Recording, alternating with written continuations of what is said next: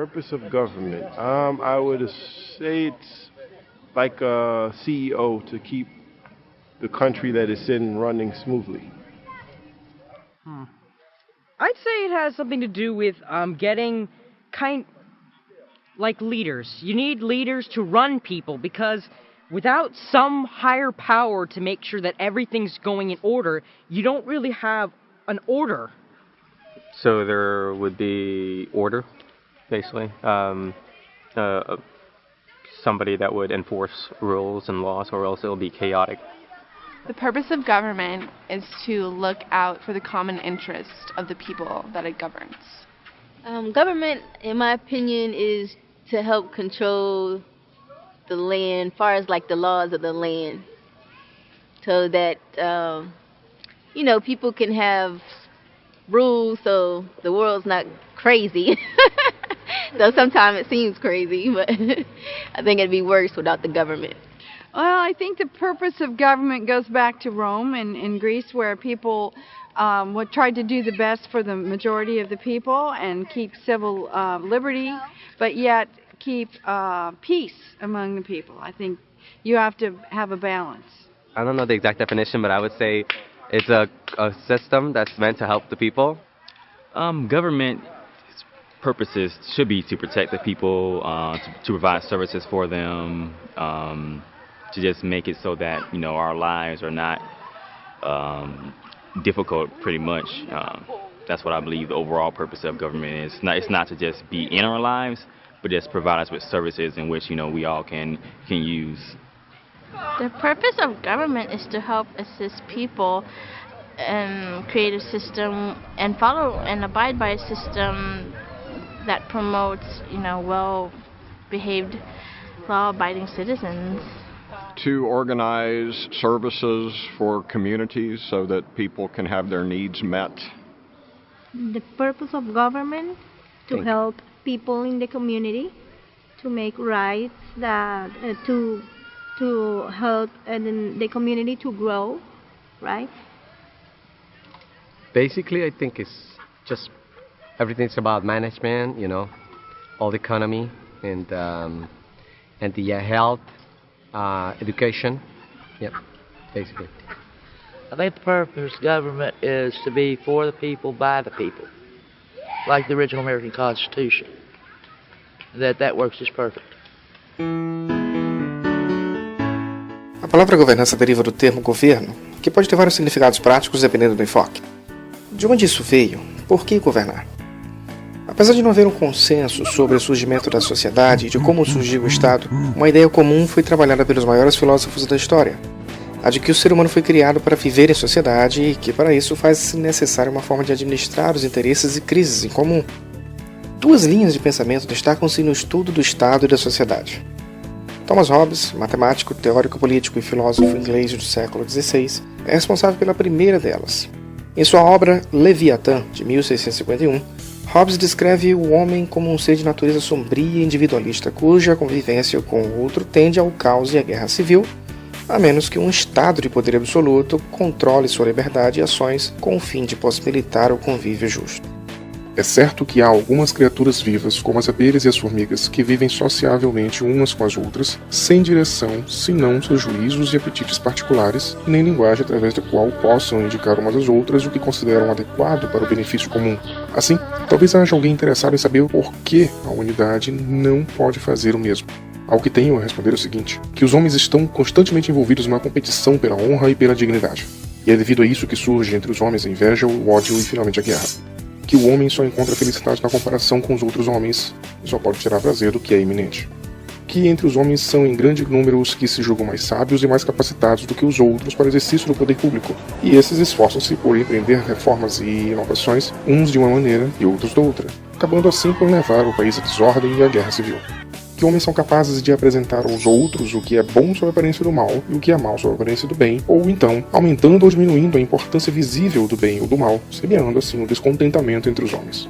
Que o homem é tanto mais implicativo quanto mais satisfeito se sente, pois é nesse caso que tende mais para exibir sua sabedoria e para controlar as ações dos que governam o Estado. Por último, o acordo vigente entre os homens surge apenas através de um pacto, isto é, artificialmente, Portanto, não é de se admirar que seja necessário um poder comum que os mantenha em respeito e que dirija suas ações no sentido do benefício comum.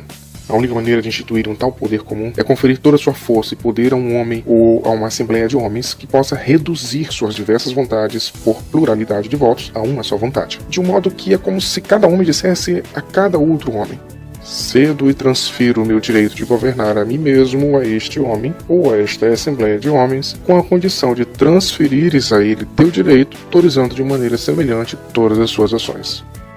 A segunda linha de pensamento é de autoria do compositor, teórico político e filósofo suíço do século XVIII, Jean-Jacques Rousseau.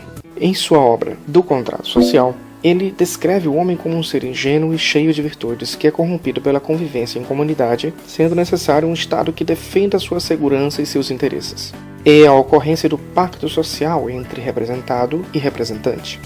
O homem nasce livre e por toda parte encontra-se acorrentado à sociedade. Apenas ela permite que se adquira a palavra, a memória, as ideias, os sentimentos, a consciência moral. Infelizmente, essa educação dos homens foi feita ao acaso. O resultado é um estado em que as necessidades do homem se multiplicam, em que ele não as pode satisfazer sem o outro. Para sobreviver é preciso preocupar-se com a opinião dos outros. Encontrar uma forma de associação que defenda e proteja toda a força comum à pessoa e os bens de cada associado, e pela qual cada um, unido-se a todos, não obedeça, portanto, senão a si mesmo e permaneça tão livre como anteriormente. Tal é o problema fundamental cuja solução é dada pelo contrato social. Há muitas vezes grande diferença entre a vontade de todos e a vontade geral.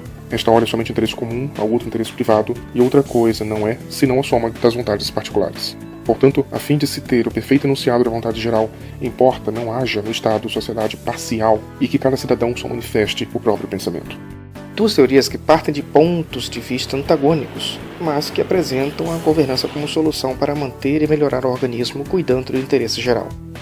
Uma empresa, um órgão público e algumas outras instituições são organismos vivos, verdadeiras comunidades onde há um pacto social administrado por gestores isolados ou conselhos responsáveis pela sobrevivência desse organismo e por movimentar em direção a um futuro melhor. Na administração moderna, a governança manifesta-se por um sistema prático de autoconhecimento, estudos, exercício e controle que acontece em níveis diferentes e mais interligados de responsabilidades assumidas.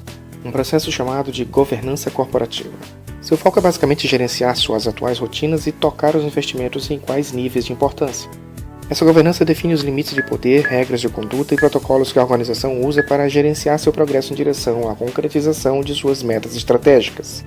Como toda organização é composta de pessoas, e Hobbes e Rousseau já deixaram claro que a convivência em comunidade nos leva a conflito de interesses, a alta administração está sempre em risco de assumir projetos de baixa prioridade ou desalinhados com a estratégia organizacional que acabarão por consumir até mesmo os recursos críticos, levando a consequências graves como perda de competitividade, prejuízo à imagem da instituição, descontentamento da sociedade e até mesmo falência. Selecionar os investimentos comprovadamente mais lucrativos e corretos, validar a performance da execução de cada um deles e comprometer responsavelmente os limitados recursos da instituição com esses investimentos, sempre com o foco de aumentar, claro, a probabilidade de sucesso deles, é o processo gerencial necessário para contornar esses riscos. E não adianta fazer apenas parte disso. Essas atividades são interligadas e afetam umas às outras, como um pensamento sequenciado. É uma gestão estruturada, disciplina da governança corporativa chamada de gerenciamento de portfólio, ou governança de projetos. Mas como saber quais são os investimentos certos para a organização? Bom, a governança corporativa acontece em 3 níveis bem definidos de abordagem: estratégico, tático e operacional. Basicamente, escolher o melhor investimento é entender e ouvir melhor a estratégia da organização. A organização elabora a sua estratégia para definir como sua visão será concretizada. A visão é habilitada pela missão que direciona a execução da estratégia. O plano estratégico de uma organização descreve então como as forças e as competências-chave de uma companhia serão utilizadas para tomar vantagem sobre oportunidades, minimizar o impacto de ameaças, responder às mudanças no mercado e reforçar o foco nas atividades operacionais críticas. Uma vez entendidas quais são as metas da organização, faz-se uso do gerenciamento de portfólio para balancear o uso dos limitados recursos da companhia com foco sempre na maximização do valor, ou seja, mais ganhos e melhor performance. Cada projeto escolhido deve estar conectado a uma ou mais metas da instituição. Conexão esta que precisa ser clara e detalhadamente descrita. Afinal, projetos não são o resultado final que se espera, mas sim o produto que cada projeto entrega. Simplesmente é para isso que projetos existem. Então, ao escolher um projeto para uma específica cesta estratégica, é preciso estar certo de que a meta estratégica ao qual o projeto está conectado realmente será afetada positivamente e o quanto de impacto deve ser esperado. Claro que quanto mais objetivos forem as metas, indicadores e métricas existentes no plano estratégico da companhia, menos desculpas existirão para mascarar o potencial de um investimento para a concretização de uma específica meta e mais facilmente a alta administração entenderá a importância de um projeto. Se você não consegue entender matematicamente o potencial de contribuição de um projeto para a estratégia da sua organização, então algo está errado com as métricas existentes no plano estratégico ou o valor a ser entregue pelo projeto não está claramente entendido. Ambas as partes, estratégia e projetos, precisam trabalhar parâmetros compatíveis. Não dá para comparar um valor subjetivo com um objetivo. O que você não pode medir, você não pode gerenciar. Já dizia o pai da administração moderna, o professor e consultor administrativo austríaco Peter Drucker. Por isso é tão incomum que grandes empresas sejam tão exigentes com as documentações de suas operações e investimentos, tentando eliminar ao máximo a possibilidade de mascarar investimentos com o uso de indicadores subjetivos. Afinal, quanto mais críticos forem os riscos, recursos e patrimônios envolvidos, mais cautela deve-se tomar ao assumir compromissos. Quantidade de indicadores estratégicos afetados, contribuição financeira prometida, seja ela faturamento ou economia, quantidade necessária de pessoas, montante necessário, previsibilidade de retorno, experiências anteriores, domínio de conhecimento, previsão e regulamentação legal e nível de risco são alguns critérios comuns utilizados por várias empresas para a escolha de seus projetos. Claro que, como um organismo que tem vários interesses em jogo, o mais indicado para a escolha dos critérios de seleção de projetos é que o gerente dos portfólios, ou o PMO, elabore esses critérios em conjunto com o conselho administrativo ou os principais gestores executivos da companhia. Brainstorming e Delphi são algumas técnicas muito utilizadas para essa atividade. Mas entender a importância de um investimento não é tudo. Afinal, como já afirmaram os Rolling Stones desde 69, você nem sempre pode ter o que deseja. Para tudo há um custo. Não adianta apenas comprovar matematicamente o potencial de um investimento se você não tem como pagar por isso. Daí a necessidade da organização conhecer a sua capacidade de trabalho e de transformação. Isso envolve saber não apenas do seu capital para investimento, mas também conhecer as pessoas que constituem a companhia. Um certo projeto é importante para todos nós, mas será que temos dinheiro e gente suficiente para tocar isso? Qual o montante necessário? Quando terei disponibilidade orçamentária? Quais as pessoas certas para esse projeto? Tenho potencial humano, experiência e conhecimento para tocar esse projeto? Mais uma vez, enfim, não adianta assumir compromissos sem saber se é possível suprir as demandas por recursos. Muito menos se a organização não possui planos táticos ou operacionais, pois a concretização dos objetivos de algumas cestas estratégicas podem afetar a rotina de trabalho de algum grupo funcional numa companhia. Organizações com estrutura do tipo funcional são as mais críticas quanto a esse tipo de controle, principalmente quando há um excesso de projetos assumidos sem um prévio conhecimento da capacidade de trabalho e ausência de planos diretores e de ação. O que inevitavelmente levaria os gestores executivos a perderem o controle sobre o atendimento ordenado das demandas, testemunhando assim seus prazos estourando e esforços empenhados sem resultados ou capacidade de trabalho ociosa por falta de uma política comum ou de planejamento. E mesmo quando minha organização tem um bom gerenciamento de recursos, com mapeamento de competências, calendário de disponibilidade, previsibilidade orçamentária e planos diretores, reservar os recursos necessários e autorizar um projeto é como assumir um noivado. É um passo adiante do namoro, mas ainda passiva de rompimento. Tudo vai depender de como essa relação se mostrará progredindo positivamente para os noivos. Acompanhar bem de pertinho o consumo dos recursos e comparar com a progressão da execução do que foi planejado para o projeto é um processo mais do que lógico e necessário para se ter uma ideia antecipada do sucesso prometido pelo investimento assumido. Só com esse monitoramento periódico da probabilidade de sucesso do projeto já é possível tomar decisões presentes com foco no futuro próximo, como diminuir ou aumentar a prioridade de um projeto dentro de uma cesta estratégica, integrá-lo a outros projetos para aumentar a capacidade de sucesso ou até mesmo cancelar um certo projeto. Essa gestão de valores agregados ao longo da execução dos projetos permite à organização balancear o consumo de recursos por todas as cestas estratégicas, consideradas como as pernas da companhia.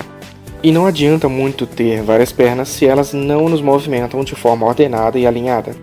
Daí a importância de se preocupar não apenas com o fim e com a capacidade de o alcançar, mas também com o meio utilizado para isso.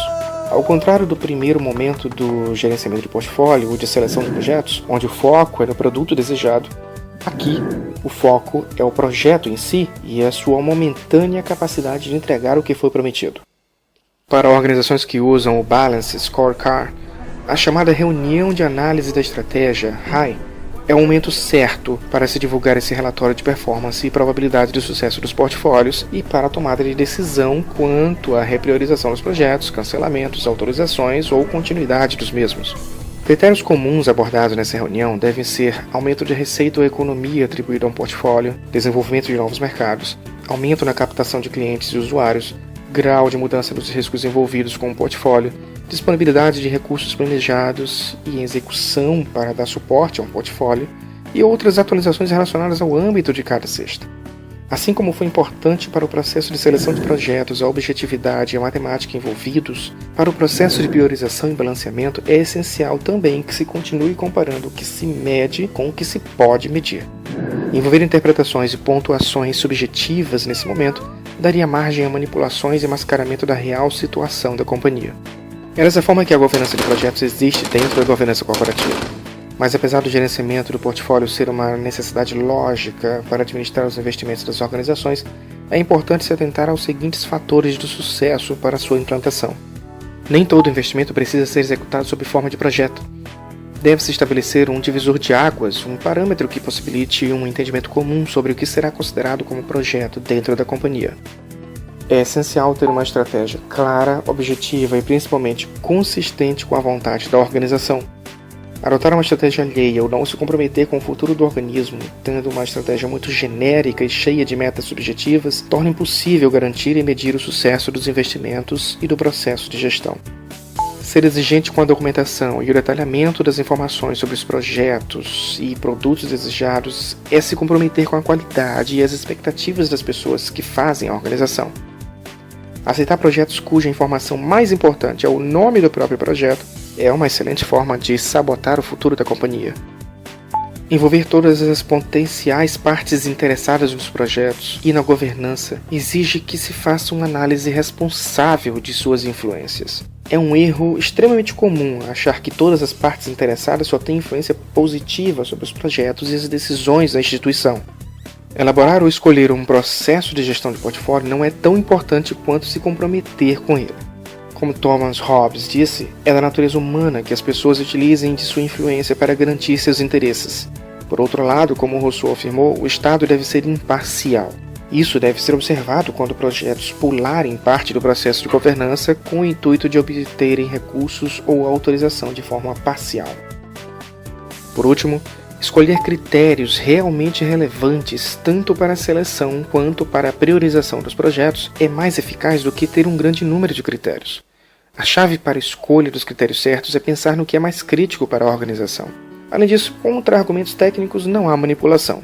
É importante ter uma medição clara dos objetivos e da performance dos projetos. Evitar critérios subjetivos é a palavra de ordem.